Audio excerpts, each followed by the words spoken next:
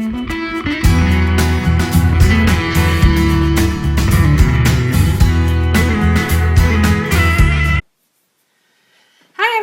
it's Elisa here at Polymer Clay TV, and today I want to show you a couple things.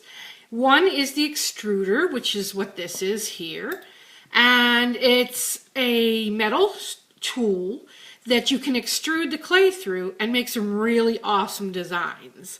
So I'll show you how that works, how you put it together and all, but since I was kind of already in making this one, I figured I'll just show you extruding it first and then we'll go backwards.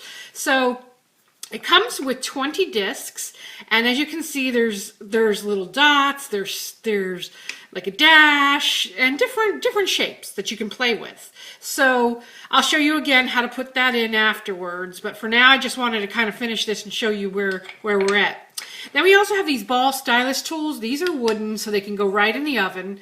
And so the awesome things about these are that you can customize them. So they come in a set of 4, and they each have different size tips.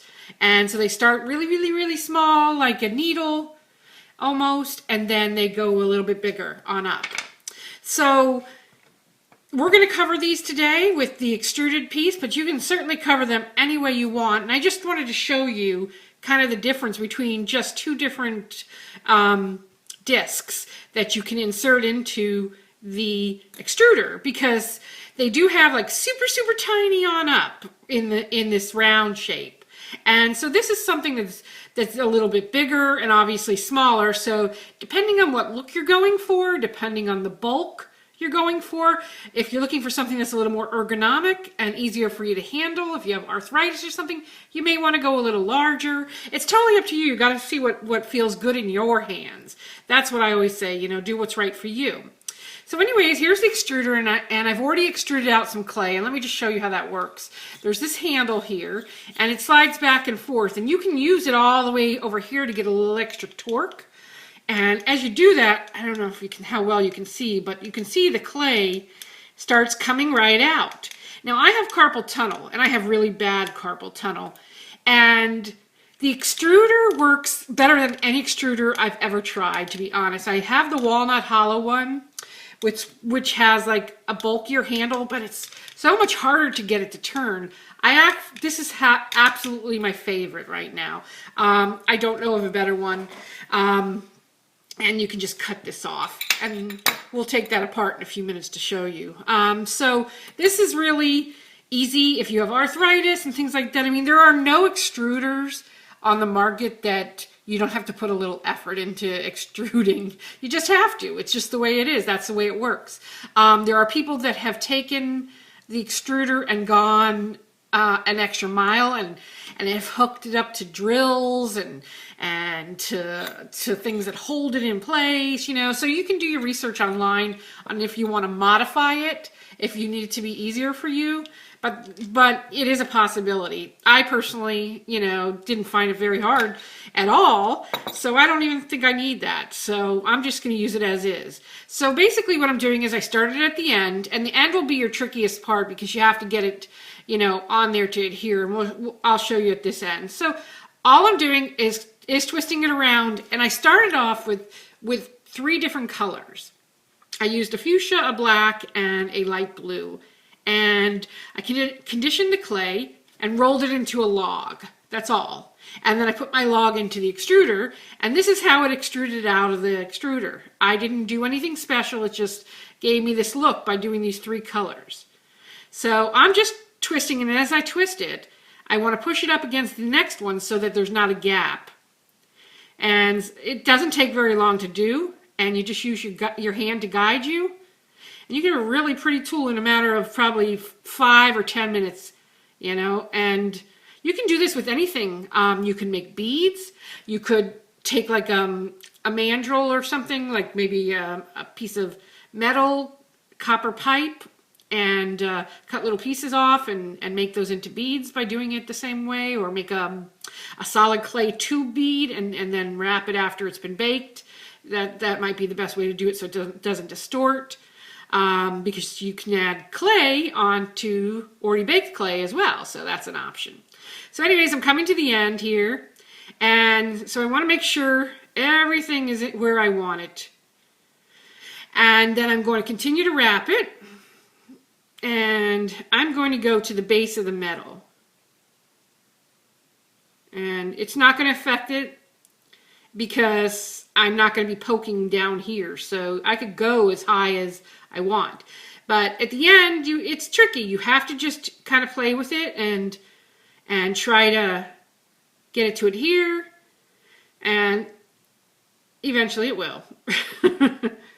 So just keep going. And you may have to like pull it in a little and push it. Now this one here, you're going to have to tweak it a little is what I'm saying to you at the end. That's just the trickiest part of the whole thing. Otherwise, you saw how easy it was. And so when you get it where you like it, and then you want to cut off your clay there. And then you could tuck it any which way you want. If something isn't to your satisfaction, you could tweak it at this point. And look at how cute. That is super cute. And all I did was use the 3 colors of the clay. I didn't do anything special. And at this point, I could start decorating even more. If I wanted to add little dots, I could come back and add some dots here on the edge for a really cool texture. So it's just a matter of playing with it and doing what you like. That's really what it is. So that's that. And then I would bake this in a 200, and I usually go about, well, it depends on the package, what it says on the package of your clay. So if you're using Primo, which I am, you do it I do it for about 25 minutes with something like this, 25 to 30 minutes, and you should be fine at 265 to 75 degrees is what I do. So anyways, let's set these aside, and let me show you a little bit of how the whole shebang works. So there's both ends twist off, okay? This is the end, the opposite end of the handle that holds the disc. So that twists completely off, and your disc is right here, and that's what these are. And now what I'm using here is a magnetic sheet, and it sticks to it. I mean, it doesn't stick to it that you're never going to get it off, but it sticks to it so you can store it this way and not have any problems. And I just discovered that, and I actually used to design for this company called Deflecto, and they had sent me these in one of my packages to design with, and I was like, oh, those would be awesome to add my discs on so I could see all of them at the same time and whatnot. But you can check them out. They have a website, deflecto.com, and they also have some really cool organizing things, which I have all these. I love them. I love them. I use them all the time. All my cutters are in these. So you can check them out. Or you can find sheets of magnet also at the office supply store. I've seen them there. So, okay, so back to this. So now to clean it, I like to go all the way to the end, you know, as far as this will twist, and then I kind of rub off the extra clay that's there. So it's very, very easy to clean. That's one awesome thing about it. It really cleans up easy. If you have clay that gets stuck in the groove there, I usually use my knitting needle and kind of just go around like this, and it all comes right out. And I don't really need to clean it because I'm going to be using the same colors to show you, but you get the gist. So it's really easy to clean. Now, so let's do a different disc. This one's a triangle. All right, so what you do is you take it and you drop it down in there. You want to make sure the threading is there, and you just drop it down in there like so. And then you twist it back on. And you want to do it snugly. You don't want to keep wrenching it and wrenching. You just want to do it so that it's snug enough. And then you got to open up the other side. Now, it's in there a little like a suction. The O-ring and all kind of creates like a suction. So once you get it, you're going to have to pull on it once you get it open. Okay? And so again, you want to make sure that this is all clean here from your previous color's clay. Otherwise, it will get on to your extrusion if you don't clean it. And I don't know if you can see in there, but it looks pretty clean to me. All right, so anyways, let's do a little extruding. It's that simple. You have your, handle, you have your other base where the extruder goes in. And what you want to do is you want to condition your clay really well. Okay, and that, let me tell you, is the biggest secret. Is if you don't condition your clay really well, it's going to tend to break apart when you start to extrude it. So, word of warning, condition your clay. So then you put your clay into the tube, and I give it a little push. Okay, now you want to pull your cap down by twisting it. And twisting it on. Again, don't torque it too hard, just enough so that it closes. And then you just want to start turning this handle. And at first it may not have very much resistance, but once it gets to the clay, you're going to start to feel the resistance, and you'll start to see it extruding it out the other end, like so. How cool is that? So you can make ribbons, you could add to jewelry, you can make bracelets. I mean, the sky is literally the limit with this extruder. It's so cool and so easy to use. And I'm telling you this with someone that has really bad carpal tunnel, that I have not found an extruder that is this easy to use.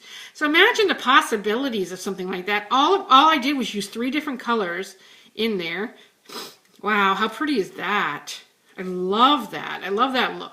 Imagine this draped over something, or I mean, the possibilities are endless. So that's it. It's that simple. You can create your own tools now with these. These are all in the shop, and we'll have a combo flash sale today for you guys to check out. And you'll get the extruder, you'll get these, and I think there's one other thing that we're going to add to it. Just check on polymerclaytv.com. and you'll get to see that. Just click on the button up top that says shop. And this week we have an interview on polymerclayadventure.com with Lisa Renner. She's a really talented teacher, and she makes amazing sculptures. So if you haven't joined the adventure, come on over to polymerclayadventure.com. You can join all year long and you don't miss a thing. All the classes are recorded, and you get 2 new classes each month, and it's just an awesome deal for only $99 for an entire year of classes. That's 22 classes over the year. So it's a super amazing deal, and we hope you'll join us. So come on over to polymerclaytv.com. I'm going to share some pictures on there, and you'll get to see some close-ups of the things I've done. All right, so thanks so much for joining me, and I will see you next time.